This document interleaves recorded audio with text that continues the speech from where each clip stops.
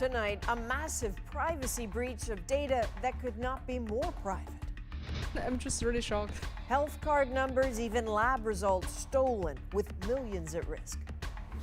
This has been a total sham. On the eve of a historic impeachment vote, Donald Trump lashes out.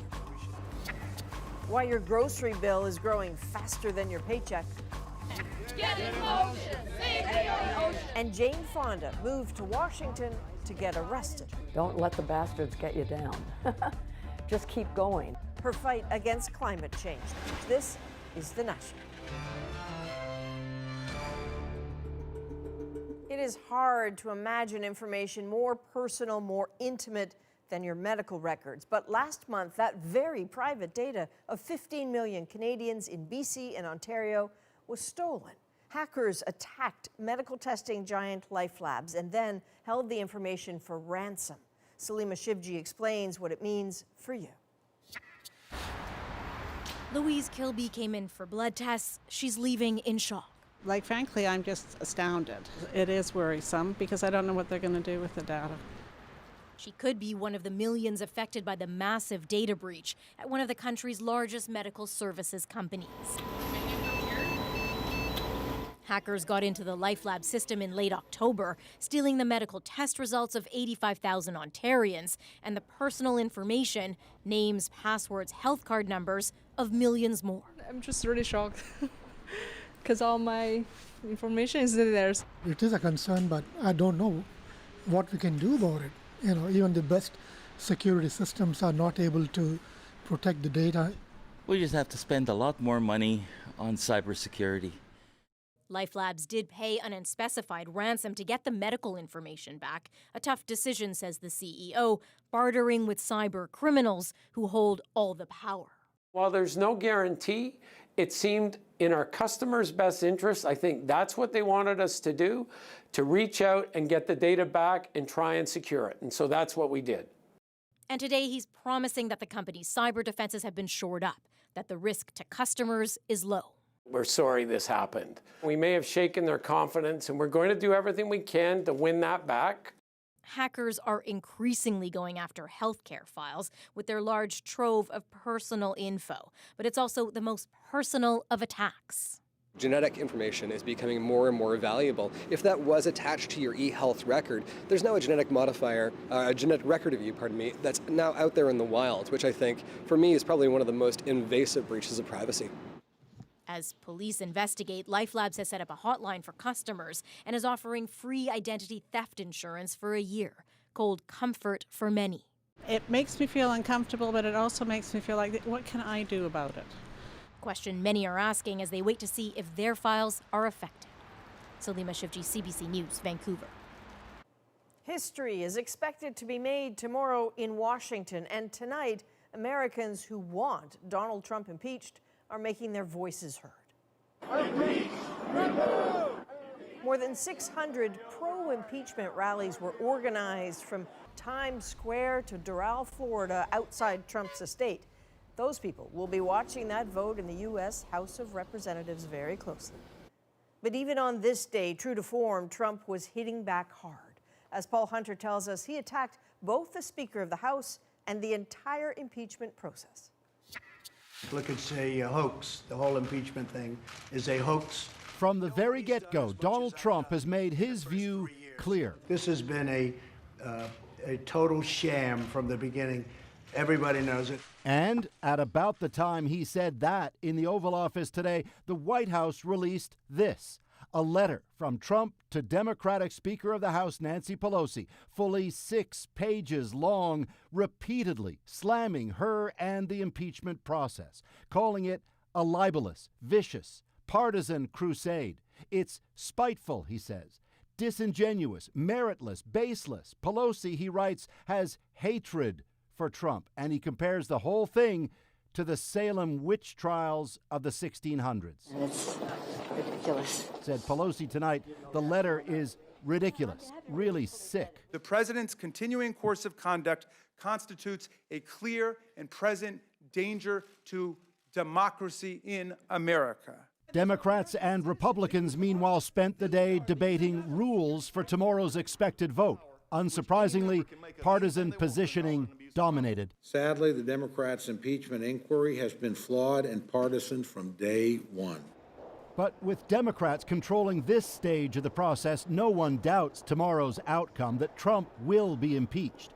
And so other lawmakers are already working toward the next stage, the trial in the Senate in January, where Republicans, who control the Senate, are ultimately expected to vote to keep Trump in office. On that today, yet more partisan battling. Republicans downplayed the evidence. House Democrats' slapdash impeachment inquiry has failed to come anywhere near the bar for impeaching a duly elected president. While Democrats pressed for the right to call White House witnesses. What is President Trump afraid of? The truth? All right, so the big day is tomorrow. Paul, walk us through, if you can, how it's expected to play out. Indeed. You know, after all this time, it's impeachment day. There's some suggestion tonight that the vote in the House of Representatives may happen as early as late afternoon or dinner time, with by then lawmakers having had the time to debate yet again the merits of the allegations. But, and we've said this often, the outcome isn't really in doubt. The broad expectation is he will be impeached. It's worth noting, even Trump himself seems resigned to it at this point, albeit evidently enraged. At the end of that 6-page letter, after all the attacks on the process and on Nancy Pelosi herself, Trump says, "I write this to you for the purpose of history and to put my thoughts on a permanent and indelible record so that it can never happen to another president again." In other words, Adrian, he knows what's coming. All right, Paul, we will see you and talk tomorrow. Indeed. And when those votes are cast tomorrow, we'll make sure you've got the inside track. I'll be hosting the National from Washington. We'll have complete coverage of what happens and what it means. Our U.S. political insiders will be standing by to guide you through the politics and to see what the future could hold for Donald Trump and our neighbors to the south. Today, a former Trump campaign advisor received a light sentence for some pretty serious crimes. Rick Gates will only spend 45 days in jail and pay a $20,000 fine for doing what could have brought him years in prison. Last year, he admitted to laundering millions in lobbying fees from Ukraine for his longtime boss, Paul Manafort, who ran Trump's campaign. And he admitted to lying to the FBI. The judge was lenient because Gates had turned on Trump, giving valuable information to Robert Mueller's Russia investigation. And turning to the politics in this country, Rosie, a whole lot of pressure on Bill Morneau, it seems, to spend some money today. That's right, Adrian. It's what tends to happen, in fact, when the federal finance minister sits down with his provincial counterparts. And Morneau sounded today open to ideas on getting much-needed money out the door after today's finance minister's meeting, especially to Canada's struggling oil patch. But so far, the checkbook remains closed. David Cochran explains. There's a lot of small talk at these meetings, but when it's the finance ministers, even the small talk is about big money. We are very much hoping that we get a good sense of the issues and challenges facing us around the country. Those issues and challenges add up to billions in shortfalls for the 3 oil-reliant provinces. So the provinces and territories came to this meeting with a united demand for federal help through reform of the fiscal stabilization program. I don't think anyone would argue that Alberta and Saskatchewan and Newfoundland and Labrador aren't going through difficult financial times. The program hasn't been changed in decades, and the provinces want it to become more generous and easier to qualify for. It has to be more responsive to a quick downturn in the economy. The proposed reforms are worth hundreds of millions for Newfoundland and Labrador. I get a sense from the federal minister that they're open to our proposal. They're going to review it, and you know, I'm very confident that we'll see some result. They are worth billions to Alberta. But, you know, time will tell. I can't overemphasize the fact that timing's important here. Certainly within Alberta, there's a sense of alienation out west. So they made their case and got positive words, but no firm decision, at least not yet. I committed to getting officials working on this right away. I'm going to task officials with the analysis. I'm going to task them with getting back with a timeline and a process for next steps in January. So more talk, more reviews, with billions at stake. David Cochran, CBC News, Ottawa. So you've heard a lot about that fiscal stabilization fund. It's hard to say that David mentioned in his story, but what is it?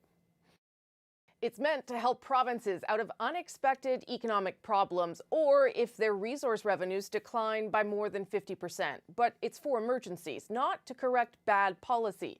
In the last few years, Alberta, Saskatchewan, and Newfoundland and Labrador have all received money. The most a province can get is $60 per person. So in 2016, for example, Alberta got the maximum $250 or so million. Alberta now wants that cap to be lifted and for Ottawa to backdate the payments to 2014 when the oil downturn first gripped the province. That would mean another $2.5 billion for the province. You'll hear a lot more about that in the coming weeks. That's it for us in Ottawa tonight. Let's head back to Adrian in Toronto. All right, Rosie. The victims of last year's mass shooting on the Danforth in Toronto want some accountability. As we reported last night, they have filed a lawsuit against the U.S. gun maker. They're arguing smart technology could have stopped the shooter. But as Jacqueline Hansen explains, this is new legal territory. Never forget it. Ken Price's daughter, Samantha, was injured in the Danforth shooting. A bullet went through her hip. The gunman, Faisal Hussein, shot her and 14 others with a stolen semi-automatic pistol. 2 of the young girls who were shot died. Now Price is part of a lawsuit that aims to hold the gunmaker accountable. In a statement of claim filed in the Ontario Superior Court, 6 plaintiffs allege Smith & Wesson was negligent because the company failed to incorporate smart gun technology. It could have prevented this. Smart guns are designed to limit who can operate them. Germany's Amatrix created a system that requires the user to wear a special transmitting watch. If not, the gun won't fire. Boston-based BioFire's design requires the owner's fingerprint. According to the proposed lawsuit, Smith & Wesson agreed to incorporate smart technology in the early 2000s, but didn't follow through. Acknowledging that a number of firearms were being stolen and that action should be taken, but then it was not taken. Oh, that's this thing here? Yeah. Okay. But some gun owners aren't convinced smart guns are the solution. It's certainly not a technology that's in widespread use in Canada. This is typically how Canadians store restricted firearms like handguns. This gun rights advocate says laws in Canada that require gun owners to store firearms safely already prevent legal guns from getting into the wrong hands. In the U.S., gun manufacturers are shielded from these types of lawsuits. That's not the case in Canada. Here, the bar is lower, but we still don't like to hold gun manufacturers responsible in that way, but we should. The Danforth plaintiffs are seeking $150 million in damages. If they can hurt them on the bottom line and collect a large settlement, it may actually force change in how gun manufacturers go about their business. And that's what Price and the other plaintiffs are hoping for. Jacqueline Hansen, CBC News, Toronto. Police in Ontario and Quebec say they have broken up a car theft ring that stole nearly 500 high-end vehicles, most from around Toronto and the greater Toronto area and Ottawa. 20 Quebec residents now face 350 charges. Stu Mills looks into who was targeted and how it was all done. Earlier this month, thieves drove off with Alan Lynn's 4Runner in the middle of the night. The heist took just seconds. You never expect it to happen to you, and all of a sudden one morning we woke up and our car's missing. Today, police agencies from Toronto to Laval gathered to say they've put a serious dent in a giant car theft ring. So far, 20 people are under arrest, all from Montreal, many already facing charges for similar crimes. They do not see the law as a barrier to their activities. These are commodity-specific criminals who repeat the same offenses over and over again. Lexus SUVs, Toyota Highlanders, and 4Runners were the clear favorites, but they also stole dozens of Ford pickup trucks from dealerships and homes. The 2 key groups that investigators have been focused on are persistent, methodical, and deceitful. And proud. Police found this photograph on the wall of a Laval home they raided. Officers say they intercepted 97 vehicles headed for the port of Montreal to be shipped to Africa or the Middle East, where they can sell for as much as twice the sticker price. Police say in all these cases, thieves weren't using a signal booster to extend the range of the fob as previously thought. They're breaking into the cars and using this port to access its computer, forcing the vehicle to accept a whole new key fob, usually in less than 3 minutes, and all with software that's totally legal. Police recovered Alan Lynn's stolen 4Runner with the telltale signs of the door handle forced open. So many Toyotas have been stolen this way, mechanics can't get the parts to make the repair. They mentioned that they can't give me an ETA on when the vehicle will be ready for me because they're waiting on that exact part. Police recommend you consider an old-fashioned steering wheel lock, an upgrade for the factory security system, or just keep your car in a locked garage. Stu Mills, CBC News, Ottawa. Cannabis vaping products are now legally available across most of Canada, effective today, but not without controversy. With an outbreak of serious lung problems associated with vaping, some are questioning why Health Canada is allowing the sale of products it's not yet tested. Christine Birak looks into it. Up close, cannabis vape oil looks a lot like honey, but it's actually a potent mix of THC, the chemical that gets people high, diluted with additives and topped with flavorings to give it that taste and smell. Newly regulated cannabis oils are required to list all chemical ingredients inside and their amounts, but health experts say one major safety check is missing. We don't really understand that this is a different mode of delivery. When cannabis vape oils are heated or vaporized, they produce new chemicals. So what goes in isn't necessarily what comes out. Health Canada admits there has been no analysis done on those chemicals. That means that they'll be going into people's lungs before they're tested in a vaping machine. We asked leading cannabis companies if they're testing emissions from their products. The answer was basically no. It's not something Health Canada required them to do. We work in partnership with Health Canada to meet or exceed all the safety regulations that they put out. But at least one company is holding back. Hexo acknowledges common chemicals found in cannabis vape oils are under scrutiny for having potential negative health impacts. It's testing different formulations in search of a safer product. American doctors are now treating hundreds of patients with vaping-related illnesses, many of them linked to an additive called vitamin E acetate.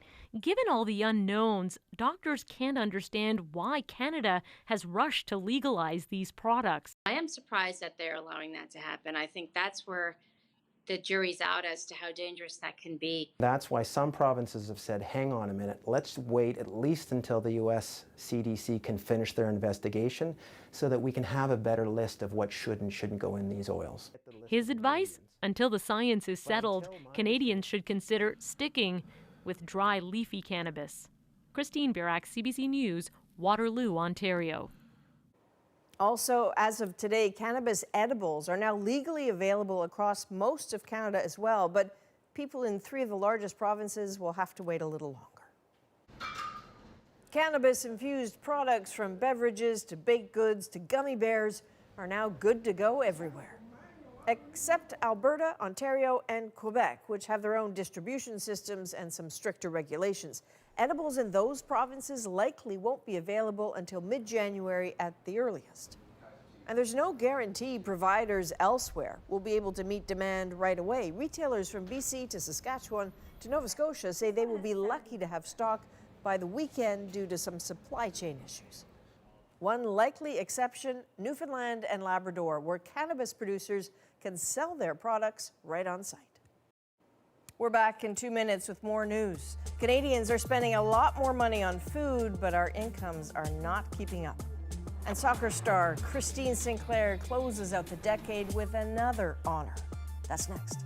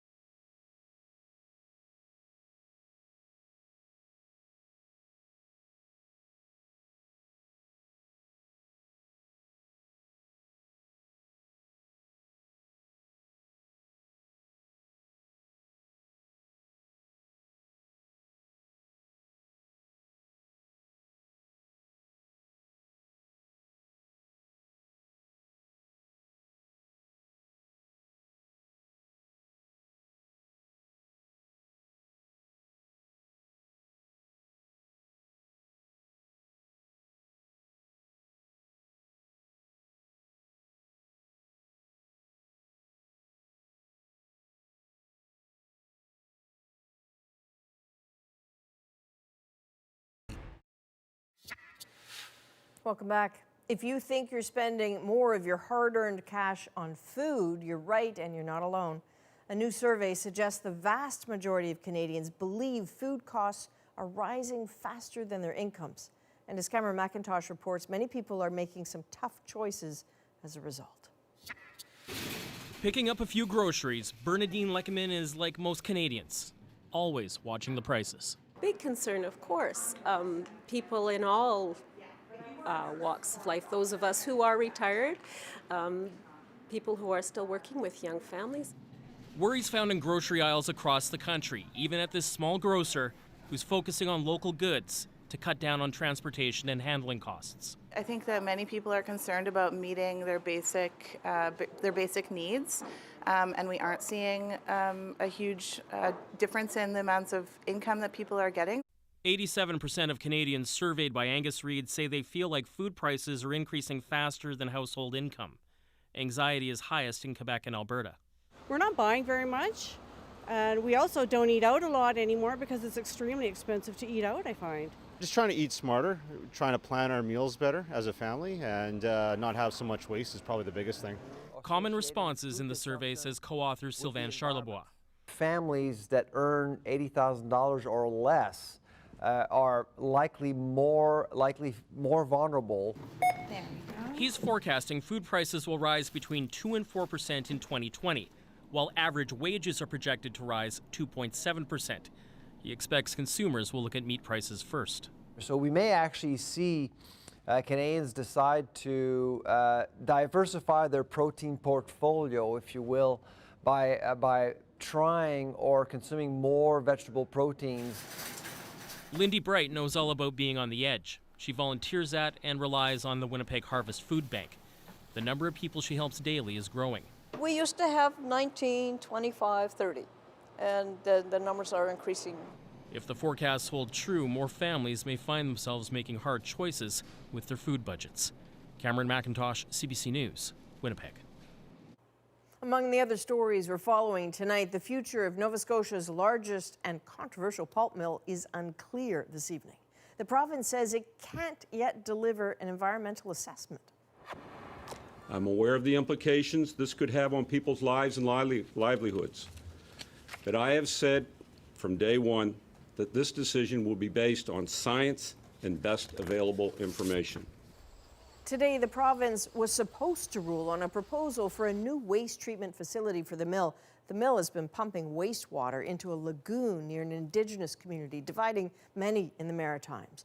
The existing facility must close by the end of January, which could affect thousands of jobs.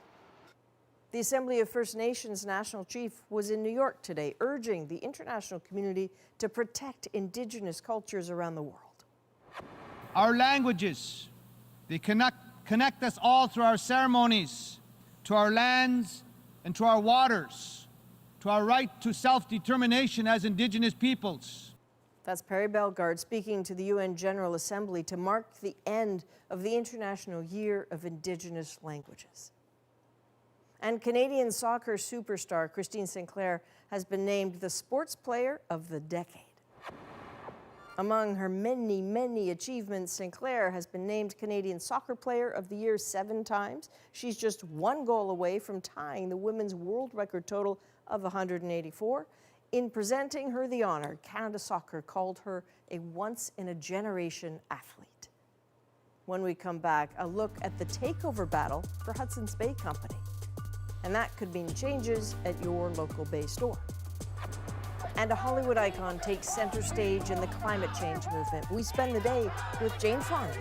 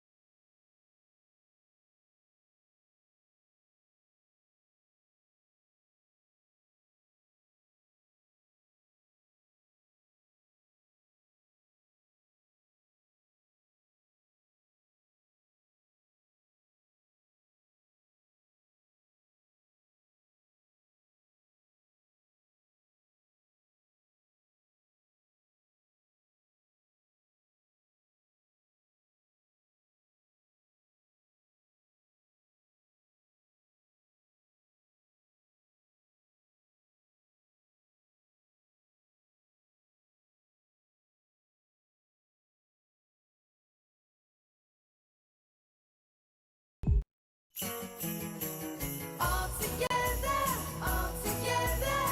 we're gonna have some fun.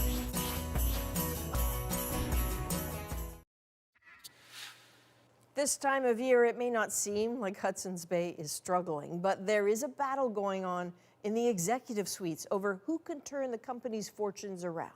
An American investor wants to buy it and take it private, while a Canadian investor wants to stop that from happening. Diane Buckner now on what it could mean for your local Bay store. The annual holiday windows at the Bay. Lots of happy faces on display, too. But behind the scenes, HBC management isn't so cheery. The chain and its stores are far bigger than what makes sense in today's retail environment. I think if they could snap their fingers and say we had half the number of stores and all of them were 3/4 of the size or half the size, I think they'd be doing great. The Bay announced a $226 million loss this quarter. Its stock price has been falling for 5 years.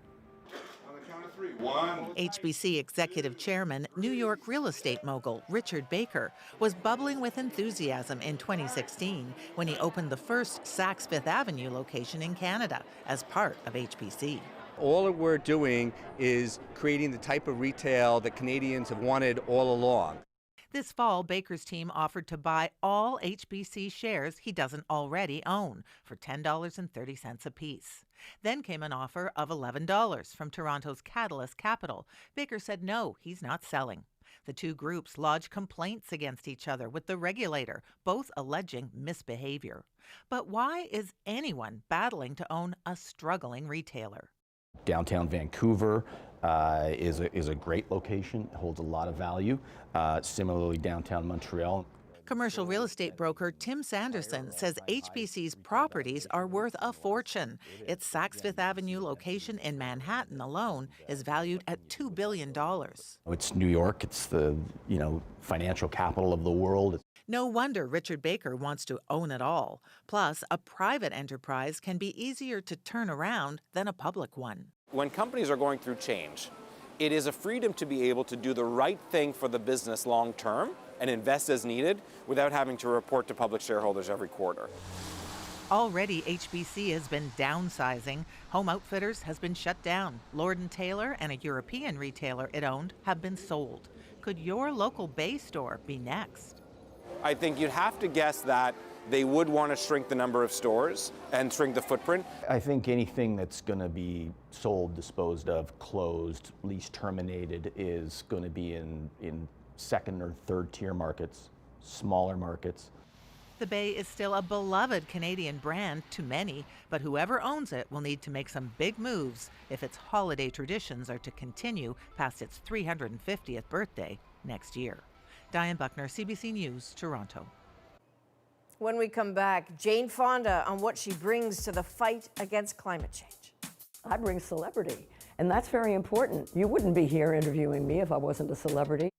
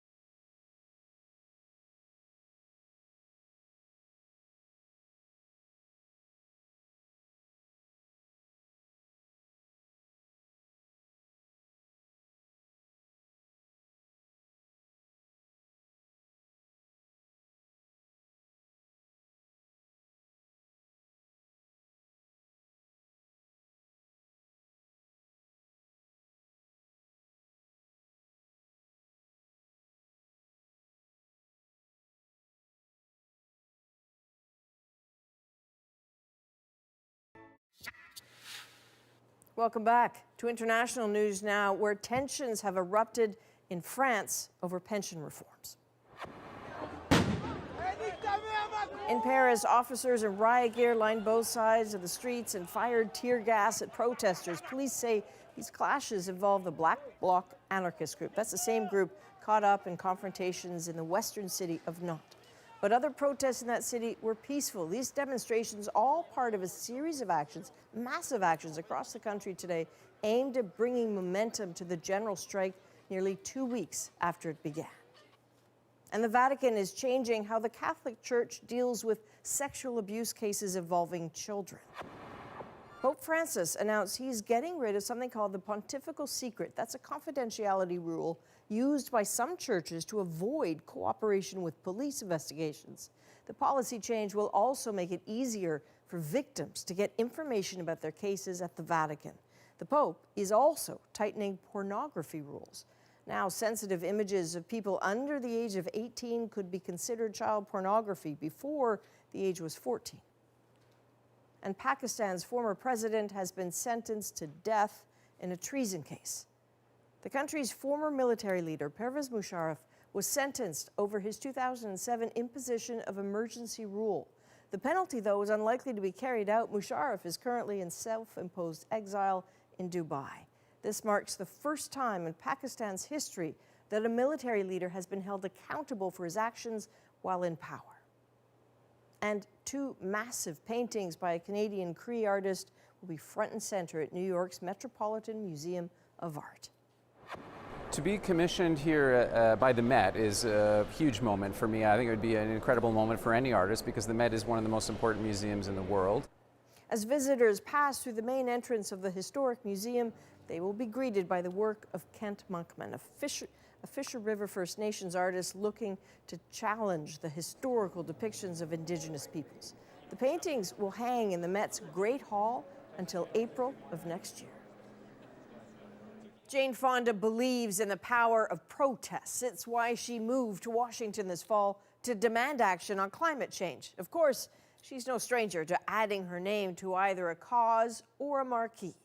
It seems she's always been in the limelight, a woman of extremes, the starlet who would become an actor worthy of Oscars. She's been a fitness guru, political lightning rod, and vocal feminist, but always at her core, a Hollywood legend who knows the value of a close-up. Susan Ormiston caught up with Fonda in Washington to talk about her latest role, climate activist. Jane Fonda has always been, well, Jane. Talented, passionate, opinionated, a successful actress and businesswoman for 50 years. On a Friday in Washington, she joins a jumble of people at a Lutheran church to marshal a march against climate change. 5 minutes! This is your 5-minute warning to start making your way to that door! Jane Fonda's an activist again. Y'all ready for today? Yeah. Fonda has agreed we follow her on this so-called Fire Drill Friday. This city is consumed by the prospect of impeachment. Why are you here now? Because this is when I could come. I got the idea the beginning of September. Inspired by Greta Thunberg, I decided I needed to leave my comfort zone and put my body on the line and engage in civil disobedience and risk getting arrest, because we need to step up with bolder actions now. It's a real crisis. Greta is a teenager. You're in another season of your life. What have you learned through your experience that helps in this type of cause? I'll tell you what I've learned. People who are organized can change policy. People who are together, unified, and organized around a strategic goal can change anything. Where's the front of the line? The group's not large at first. Concerned citizens, veteran rabble-rousers, peppered with a few notable faces, actresses Kira Sedgwick and Taylor Schilling. Annie Leibovitz, herself famous, is shooting the scene for Vogue magazine. All right, let's go. Back up, guys. Back up. Ain't no power like the power of the people, because the power of the people don't stop. Say what? Ain't no power like the power of the people, because the power of the people don't stop. Mama, can't you see? Biodiversity on land and sea is under severe attack. Fonda's been out here every Friday since September. A classic-style protest. March somewhere, target something important to the cause. She's been arrested 4 times here for civil disobedience, and once carted off to jail overnight. Part of the plot.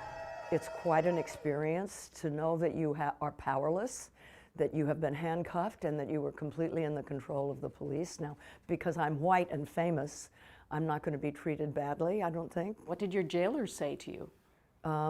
They couldn't believe that I was there voluntarily. And it was dramatic because all night long, other people in their cells were banging on the walls and shaking their cell doors, and just howls of despair. Were you in a cell by yourself? Yes, I was put in a cell by myself. A guard was put outside my door. That freaked me out more than anything. Who were they guarding me from? The only people that could get in were guards.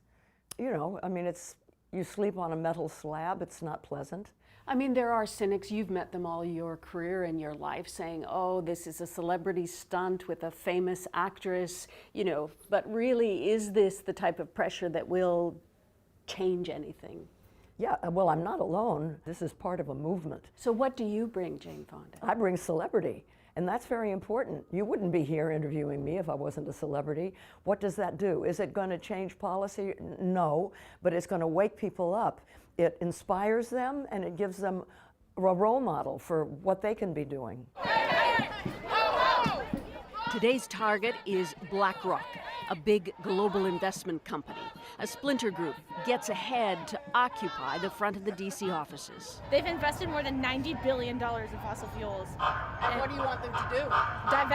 Divest from the fossil fuel industry. If we have just 10 years to stop the climate crisis, and if we don't, we're all going down with them. We need a planet more than BlackRock needs their profits. Are you going to try to go in? We're not sure yet.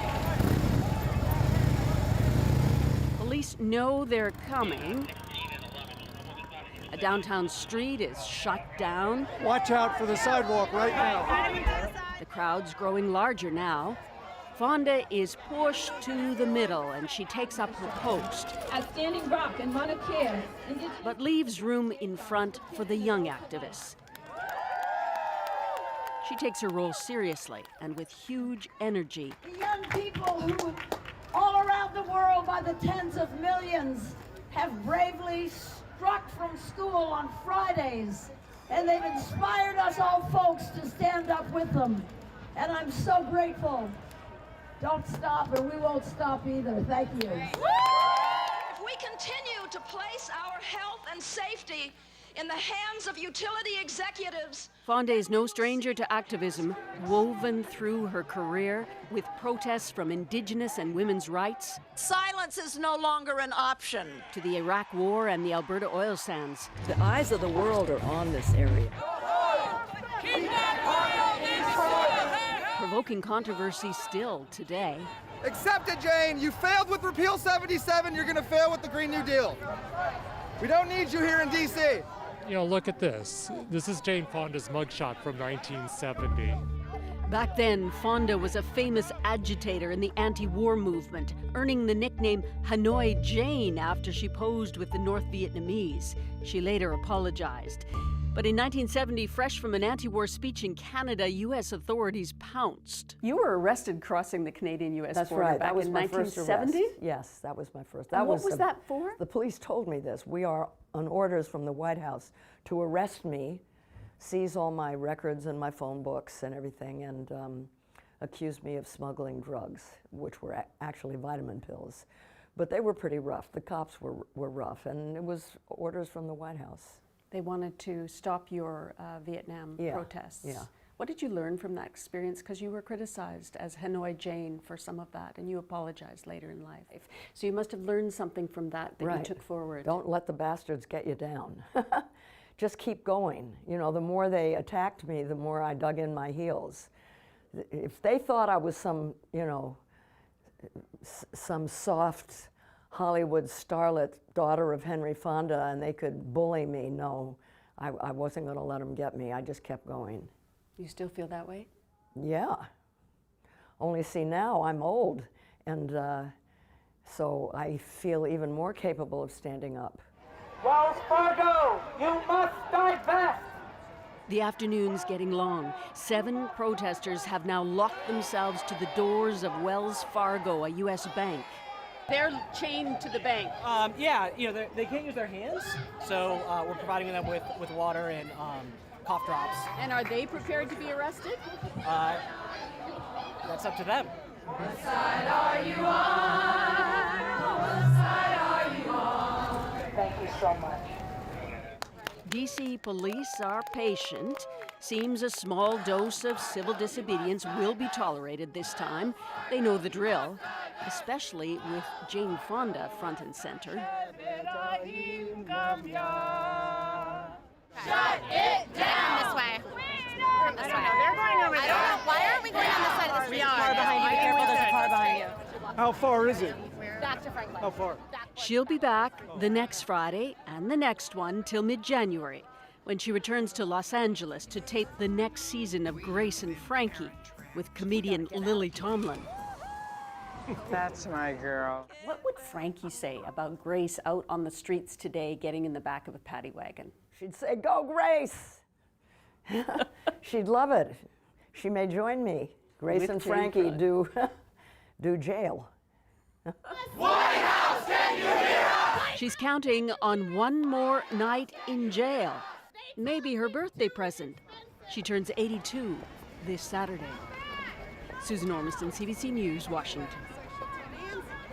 Coming up on The National, a small community in Nova Scotia dealing with a very big problem, the threat of rising sea levels from climate change. That's next.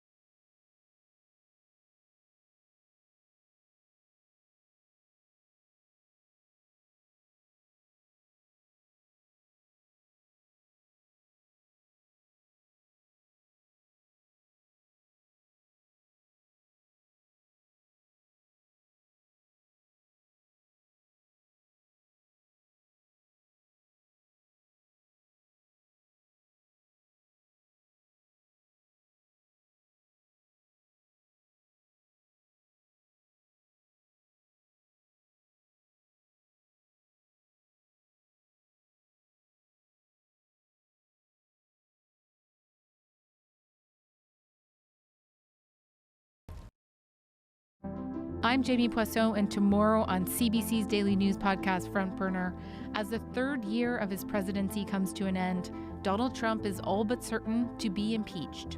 But what comes next? Subscribe wherever you get your podcasts. The impact of climate change is a fearful reality for Liverpool, Nova Scotia. The coastal community is desperate to ward off floodwaters that now come with growing frequency and force. As Tom Murphy shows us, it feels a lot like Liverpool is sinking. Okay, Liverpool has a problem, a big one, the ocean. Increasingly, it is consuming parts of this coastal town. Blame rising sea levels and stronger storms. It all means Water Street is, well, underwater. The Tourism Bureau becomes an island. Welcome to Liverpool. The bank sometimes has its own riverbank. And at the Memories Cafe, they have bad dreams every time there's a storm in the forecast. How high will the water come? The water will come all the way up to where we make coffee. And what are you feeling when you see that? Panic. Here's the thing. You think it's bad now? Consider the recent findings of some scientific reports on climate change. They say sea levels could rise by 2 meters by the end of the year 2100 and by 6 meters before things begin to stabilize. At the very least, it gets you thinking, doesn't it? And that's what Liverpool is doing a lot of these days. The seawall, and of course, once that breaches... David Bagley is the local mayor. You've got a real problem on your hands, don't you? Well, many locations in Nova Scotia have the same problem. We're dealing with it to the best of our ability, and we're hoping to do it right. Now, this town meddled with nature before, and it actually made things worse. Up the street, on higher ground, at the town's museum, there's evidence of that. Well, I just wanted to show you something. This is a photograph from the late 1800s, showing what the waterfront used to look like. But those piers aren't there anymore. They infilled that area? They infilled it about in the early 1950s. Seemed like a good idea at the time, I guess. Well, it certainly created a lot of land, but it also created a problem. Like the problem of how to handle all that bulging water that now has less of a place to go. So how does Liverpool fix that? Okay, so put that on and... That's where virtual reality technology comes in. The water levels are increasing, and there's the bank, there's the cafe underwater. If nothing else, it's scaring people into action. Wow. There you're probably at about a 3-meter water level. Tim Webster heads up the geomatics research team at Nova Scotia Community College. I mean, many people are startled. Of course, people want to know, where is my house? Am I vulnerable? How bad can it get? And there's a double whammy here, something called subsidence, dating back to the Ice Age. Once that ice melted, sea levels rose, of course, but actually we're still subsiding. And for example, Halifax, when we compare it to the center of the continent, we're subsiding at about 16 centimeters a century. So we have relative sea level that's actually rising higher than the global numbers. So Liverpool is sinking. That's right, not just Liverpool, but essentially all of Nova Scotia. Back on the Liverpool waterfront, the community hired consultants. But here's the problem. The town can't afford to follow all their advice. And they range anywhere from building a proper seawall, raising the parking lot, demolishing buildings and relocating. It is the growing dilemma for coastal communities, because when it comes to sea level rise, things are going to get worse before they get better. Tom Murphy, CBC News, Liverpool, Nova Scotia. When we come back, a special surprise for one Manitoba beadmaker. When her handmade medallion showed up on daytime TV. That's our moment. Next.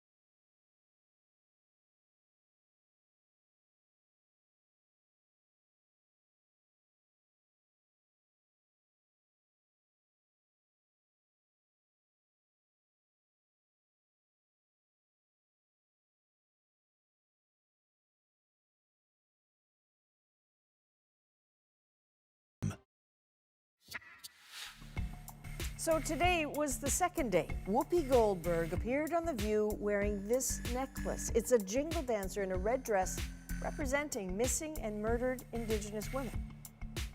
So the artist who beaded it is from Sagkeeng First Nation in Manitoba. She actually made it for a woman named Connie Greyeyes. How the necklace ended up around Goldberg's neck is our moment of the day. Wow, you're beautiful, my girl. We turned on The View. Out comes Whoopi with my medallion on. We screamed, we jumped. I lost my voice. The necklace I'm wearing, it It's represents, thank you, all Indigenous women who went missing on the Highway of Tears. This is how Whoopi got into the picture. Connie was at a conference. When she was talking to Whoopi, loving her up, hugging her, Whoopi kept staring at my medallion Connie was wearing. In our culture, in our belief system, when you admire and love something like that, it's protocol to give it away. None of us should be missing at all, you know? So this is my plea. I'm very grateful and honored that Connie gifted that to Whoopi, and now it's all going to a good cause, and I bet you I'm going to be beading till the pigs come home, flying home. So that is Mish Daniels, the bead maker. Her grandmothers were great bead makers as well from southern Alberta. And part of this is being talked about in the United States because at the end of November, Donald Trump set up a task force on missing and murdered Indigenous women in the United States as well. That is a national for Tuesday, December 17th.